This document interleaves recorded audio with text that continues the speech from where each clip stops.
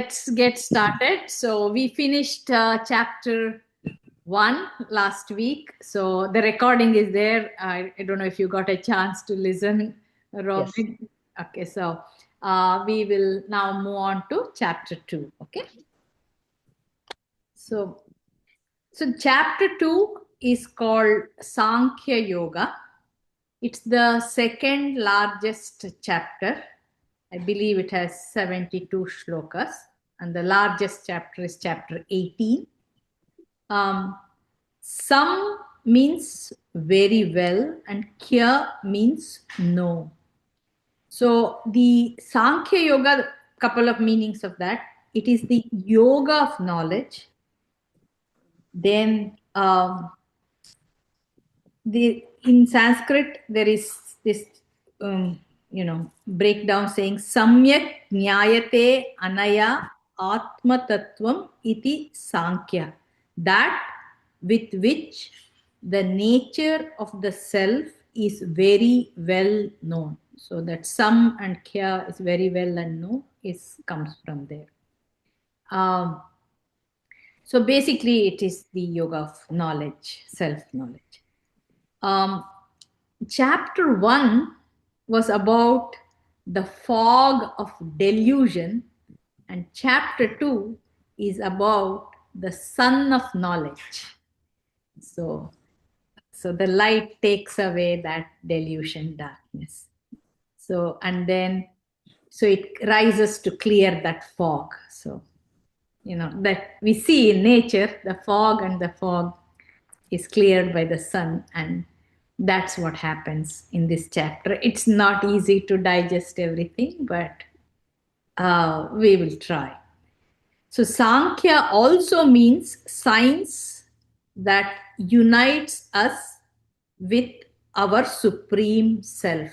That is, who am I? So that is the meaning of Sankhya. So the first shloka, Sanjaya Uvacha.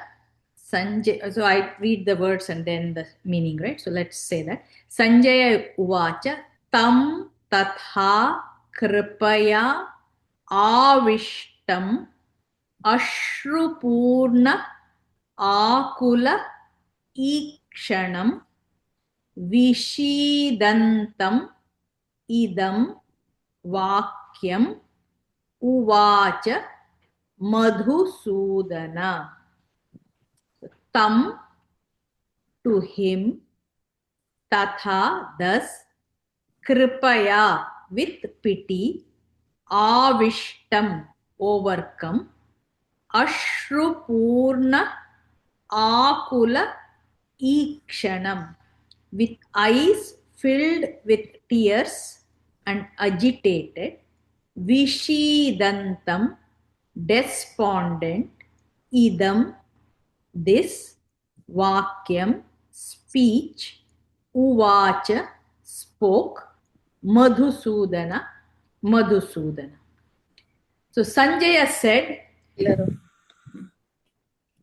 to him who was thus overcome with pity and afflicted, and whose eyes were full of tears and agitated, the destroyer of Madhu spoke as follows.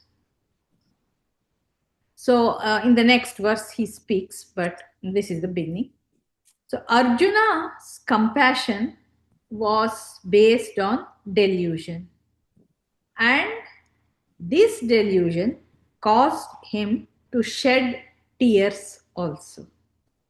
This kind of compassion causes bondage. He alone, who is the master of his mind, can extend compassion to the distress and help reduce their sorrows. So there are different ways of or types of compassion, maybe. So this was not the right kind of compassion. So again, the word Madhusudana is used since he can destroy through the ignorance and through jnana. So this honey-like moha delusion which Arjuna is stuck in. So that same Madhusudana comes again. So Shloka 2, Shri Bhagavan Uvacha Utah Tva Kashmalam Idam Vishame Samupasthitam Anarya Jushtam Asvargyam Akirtikaram Arjuna. Shri Bhagavan Uvacha, Shri Bhagavan said, Kutaha, whence, tva, upon thee, Kashmalam, dejection, idam, this, vishame, in perilous strait, samupasthitam, comes, anarya jushtam, unworthy, asvargyam, heaven excluding, akirtikaram, disgraceful, Arjuna, O Arjuna.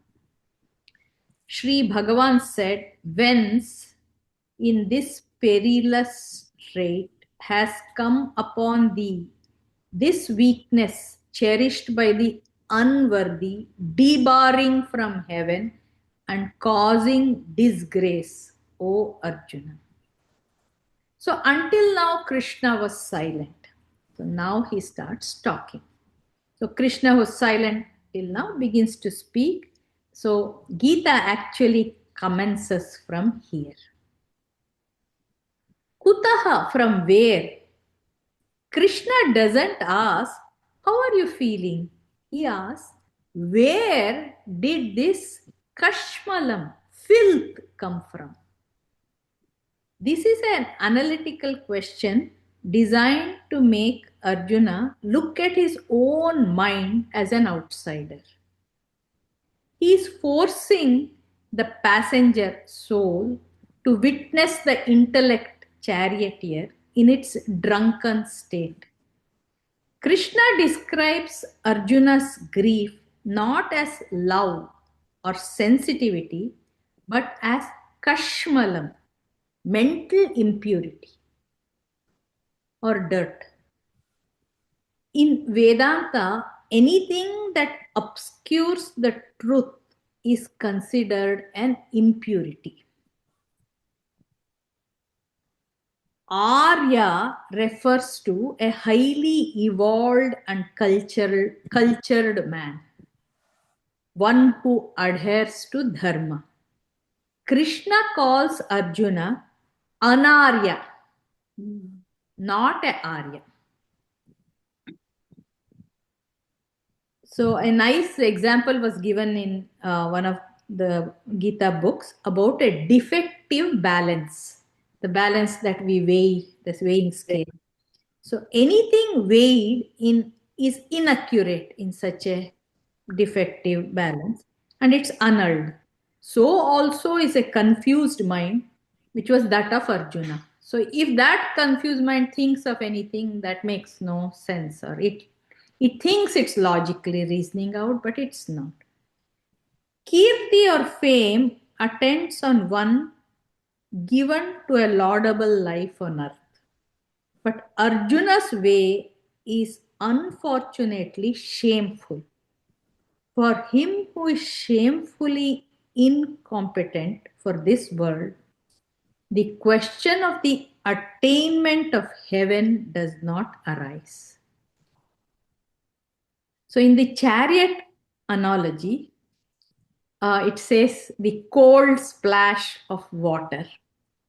So the charioteer intellect, Arjuna, is slumped over, crying and using holy excuses to quit.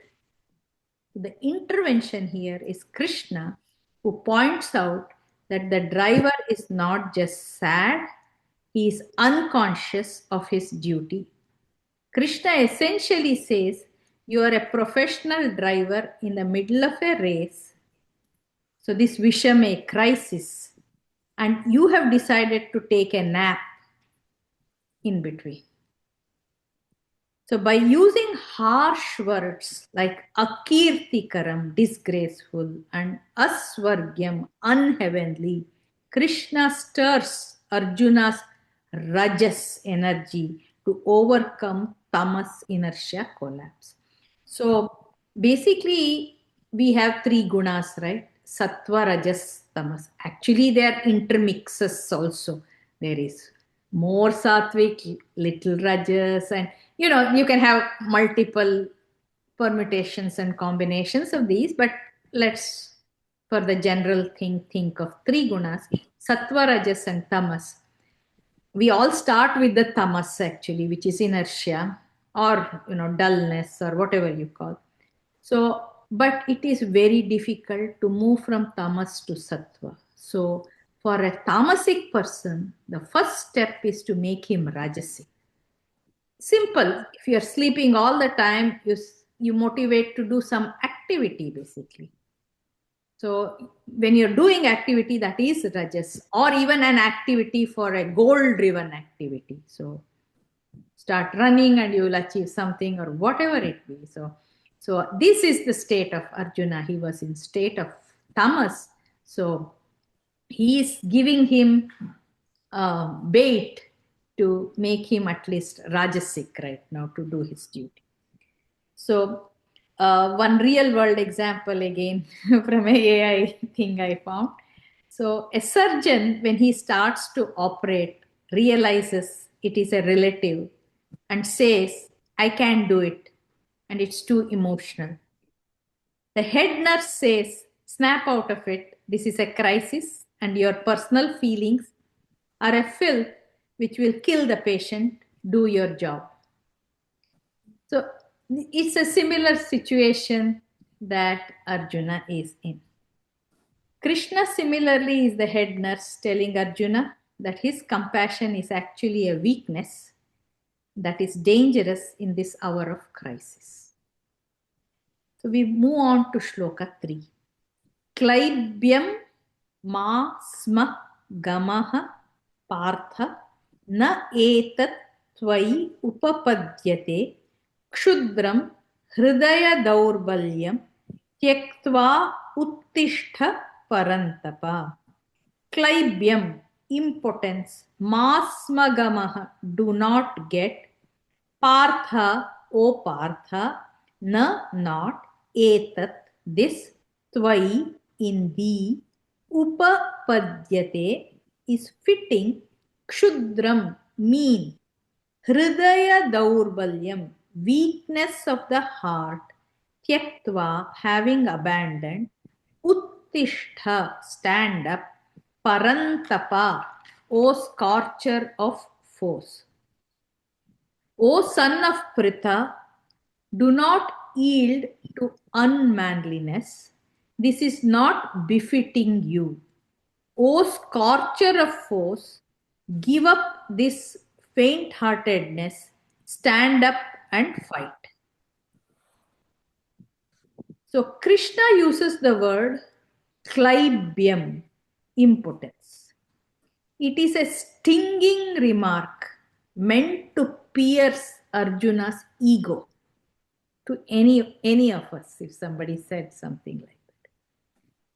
Krishna says, Arjuna's refusal to fight isn't a sign of great mercy, but a sign of impotence, inability to do what is necessary. Hridaya daurbalyam. Heart is a seat of emotions. When the heart is weak, it overpowers the buddhi or intellect.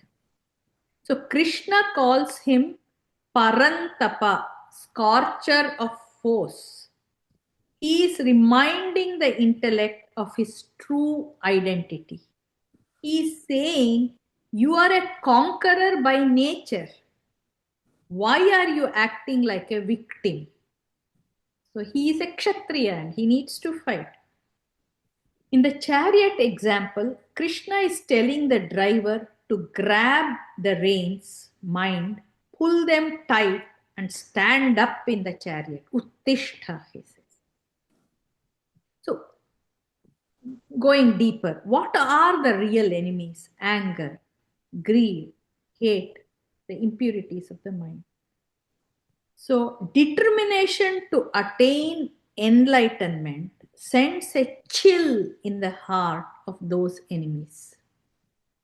Cultivating divine qualities by spiritual aspirant is a challenge, and that is the only thing that will end the sorrow.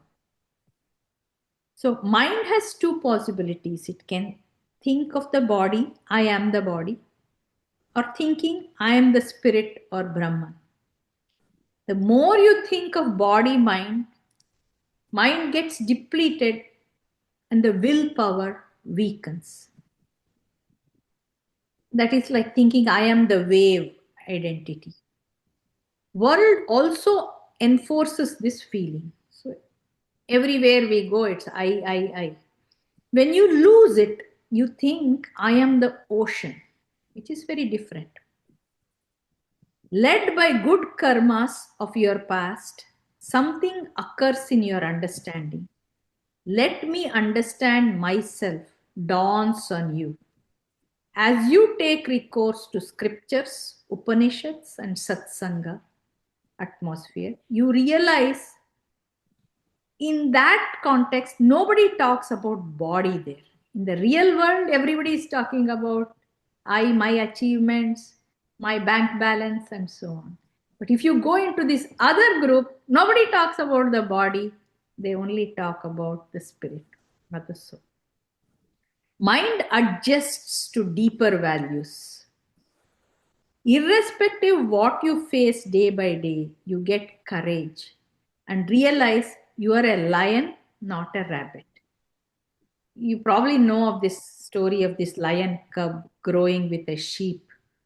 So, and he thinks that it is also one of them, the sheep. And one day a lion actually comes, takes it, and shows its reflection. And when the cub realizes it was really a lion, it roars. Similarly, we are all lions, but we don't know. When you discover your identity, you realize you are not the body mind complex and you are the soul or Brahman. So the worries, burdens, sorrows, and fear reduce when we move in that direction to discover ourselves.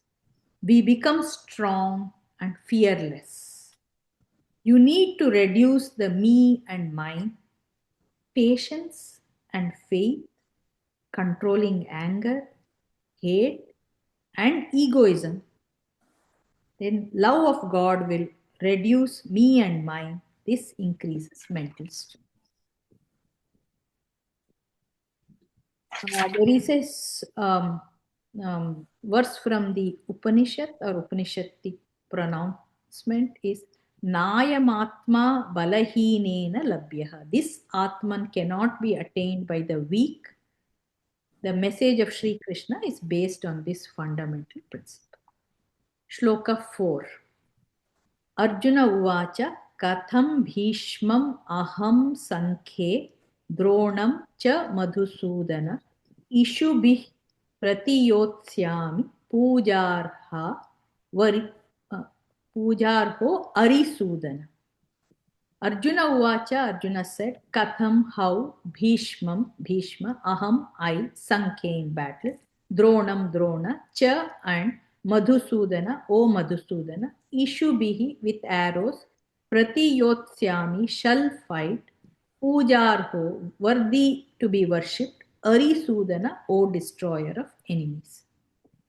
O Madhusudana, O destroyer of enemies. So now Arjuna is talking again. How can I fight with arrows in battle against Bhishma and Drona, who are worthy of adoration? Arjuna addresses Krishna as Madhusudana, who killed a demon Madhu. Again, we keep repeating this. And Arisudana, who killed enemies. He says, you killed demons and enemies. But how can I kill teachers and family? There are different interpretations, and this is one of them. Arjuna is still unable to differentiate the body of the teacher and the dharma of the situation. Think of a situation where you have the cops to report a crime that a family member has done. You keep wavering whether you should stay silent and protect them or uphold justice and report them. Arjuna is in a similar situation. I was listening to Swamiji's talk as well, and this is from there. Madhu is the symbol of attachment, love, and hate. Raga, dvesha. They are linked to the first error. Ahamta and mamata, me and mine. So you start developing subtle impressions which are called raga klesha. Klesha is affliction. So desire to see only favorable situations all the time. Only that makes you happy. Mind is conditioned or programmed that way. So God within you destroys this attachment, which is sustained by ignorance. If you turn to God within you, you can slowly overcome your attachments. Krishna Madhusudana, please destroy these attachments of mine born out of ignorance. So that's another interpretation. Shloka 5. Gurun ahatva hi mahanubhavan shreya bhoktum bhaiksham api iha loke hatva arthakaman tu gurun iha eva bhunjiya bhogan rudhira pradigdhan. Gurun, the guru's teachers. Ahatva, instead of slaying, he indeed, Mahanubhavan, most noble, Shreyaha, better, Bhoktum, to eat, Bhaiksham, alms, Api, even, Iha, here, Loke, in the world, Hatva, having slain, Arthakaman, wealth and desires, tu, indeed, Gurun, gurus, Iha, here, Eva, also, Bhunjiya, enjoy, Bhogan, enjoyments, Rudhira Pradigdan, stained with blood. It is better to live on alms in this world than to slay these most reverential elders. If I kill these glorious men, all my enjoyments in this world will be stained with blood. So it's like a beggar versus king. Arjuna is a kshatriya, warrior, leader. For a warrior to beg is considered a violation of his nature and duty. His delusion or moha is so deep that he is willing to abandon his entire identity just to avoid the emotional pain of the war. Rudhira pradigdhan, tainted with blood. Arjuna's imagination is working overtime now. He can already see the blood on the kingdom. He hasn't even won yet. This is a classic symptom of anxiety. Living in a horrific future that hasn't happened. Artha kama. He accuses himself of fighting only for wealth and desire. He is ignoring that the fight is really to stop adharma caused by Kauravas. So, the real world example, the moral exit. Imagine a corrupt pharmaceutical company which is releasing a dangerous drug, and the CEO is the mentor. The whistleblower has a delusion. If I speak up, I will destroy my mentor and lose my career. It's better if I resign quietly and go work at a soup kitchen. At least then my hands are clean. So the reality is, by staying clean and refusing to report, the dangerous drug can hurt thousands of people. So beggar's life is really an act of cowardice, not nobility. Shloka 6. Na cha etat vidma katarat na gariyah yat va jayema yadi va nah jayeyuhu yaneva hatva na jijivishama te avasthitaha pramukhe dhartarashtraha. Na not cha and etat this vidmaha no katarat which naha for us gariyaha better yet that va or jayema we should conquer yedi if va or naha us jayeyuhu they should conquer yan whom eva even hatva having slain na not jiji vishamaha we wish to live te those avasthitaha are standing pramukhe in face dhartarashtraha sons of dhritarashtra. We do not know which is better to live on arms or to fight. Further, I do not know for certain who will win in this battle. After killing these men who side with Dhritarashtra standing arrayed before us, we would not even wish to live. So Arjuna is in the middle of a values conflict. One part of his mind says, fight for justice, while the other says, protect your family. He cannot resolve and is lost in the pair of opposites, Dvandva. He realizes that winning the war means losing his loved ones, which feels like a defeat. Conversely, losing the war means the end of his brothers and his kingdom. He is trapped in a mental loop where every outcome looks like a failure. The admission of I don't know is the most important spiritual step.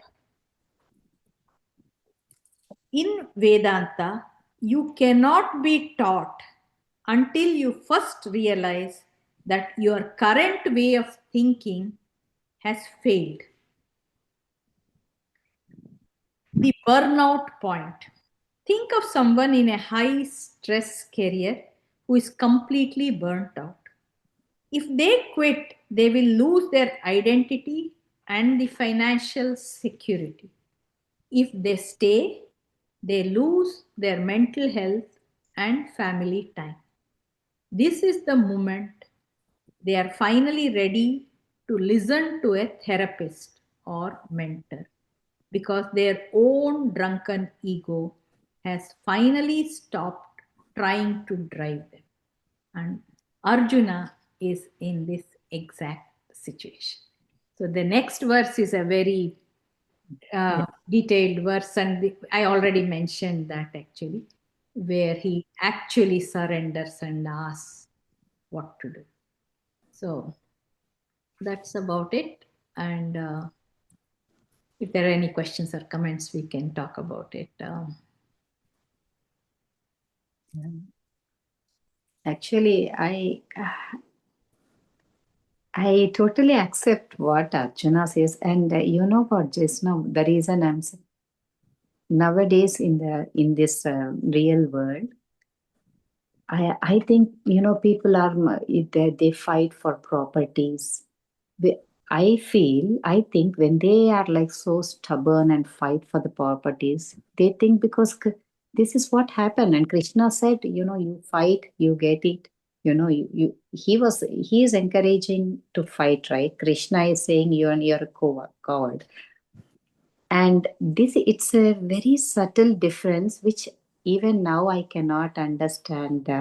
And I'm always, if with this wisdom whatever I have, if I have to, I think, okay, let it go. If I people complain, I said just let it go, try to let it go, that's it. I think you have to, at every moment, it cannot be a general solution. And I Um, think in every context, there are two dharmas you always have.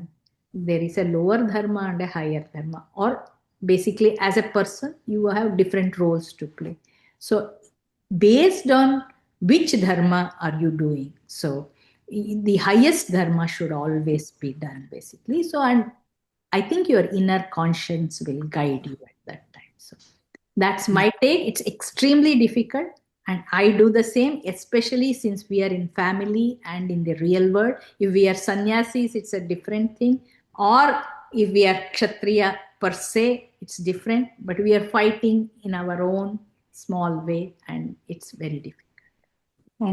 And I feel like, when we think all these dirty things, right? I feel like I'm being away from God. I just think, God, I want you in my heart, not all these dirty things. Right. But there is a place where you do your duty and don't get affected. And we have to reach that point, and that's hard.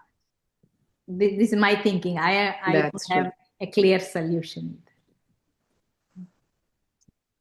Robin, you had something to say?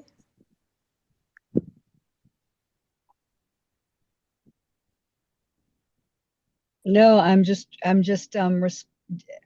taking this in because I feel as though I am living chapter 2, or I have lived chapter 2 for the last 6 months, and this is remarkable. I'm just kind of blown away by how appropriate this is. Thank you so much. Thank you. I think we'll keep trying and bring up real examples, and we'll try to see, how to we together think what's right or wrong, or in the context of the Gita, how to address it. But it's not easy, and I am also learning, and I am also making mistakes. So we all are, but I think it's a journey that we are taking. It is, and it's hard to recognize when your ego is acting and when it's not. That is the key. It's great if you're enlightened, but if you're not and you're just trying to cope with the world around you, how do you know which part of you is responding? Correct, correct, correct. I think the only thing is, instead of doing a hastening on that impulsive reaction, if we think through again and again, maybe some clarity will dawn. So that's just my 2 cents. And then we go back and read the Gita some more. Yes, yes, and that helps. That helps. It does. And I also noticed that sometimes, when you have read all this about wisdom and Gita and all that, and you try to apply it to a situation with your mind, but at some point you slip. Yes. At some point it just goes away. I mean, you think after some time, then again when you sit back and think, oh, why did I do that? Why did I get angry like Right. this? Yeah, Why but did I do this?